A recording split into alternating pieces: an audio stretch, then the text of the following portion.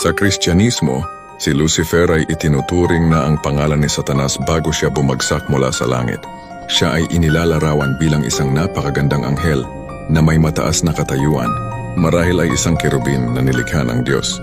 Gayunpaman, dahil sa kanyang pagmamataas at pagnanais na maging kapantay o mas mataas pa sa Diyos, nagrebelde siya at itinapon mula sa langit, kasama ang iba pang mga anghel na sumama sa kanya. Ang pangalang Lucifer ay mula sa salitang Latin na nangangahulugang lightbringer o tagapagdala ng liwanag. Ito ay ginamit sa Latin Vulgate, salin ng Biblia sa Latin, para sa salitang Hebreo na Hillel sa Isaiah 14:12 na tumutukoy sa tala sa umaga o bituin sa umaga.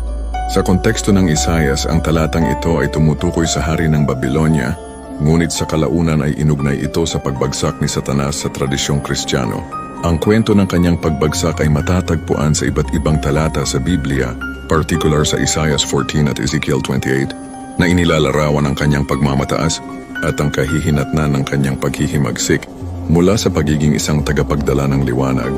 Siya ay naging Satanas na nangangahulugang kalaban o adversary. Ang mga Romano noon ay naniniwala, bago pa man siya maiugnay sa Diablo sa Kristyanismo, ang Lucifer sa Romanong mitolohiya ay ang pangalan ng morning star, planetang Venus kapag lumilitaw sa umaga.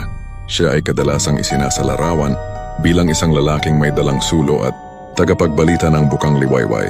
Walang ganong komplikadong alamat na nakaugnay sa kanya sa klasikal na mitolohiya.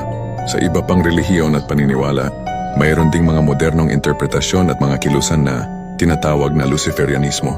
Ang mga taong ito ay sumasamba kay Lucifer bilang isang Diyos na may kaugnayan sa Satanismo, ngunit mas pinaniniwalaan nila ang mas positibong aspeto ni Lucifer bilang isang simbolo ng kaliwanagan, karunungan at paghahanap ng kaalaman sa halip na kasamaan.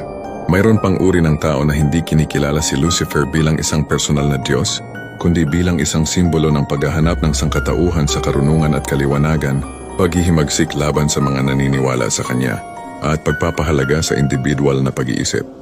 Ikaw, ano sa tingin mo ang mga taong sumasamba kay Lucifer?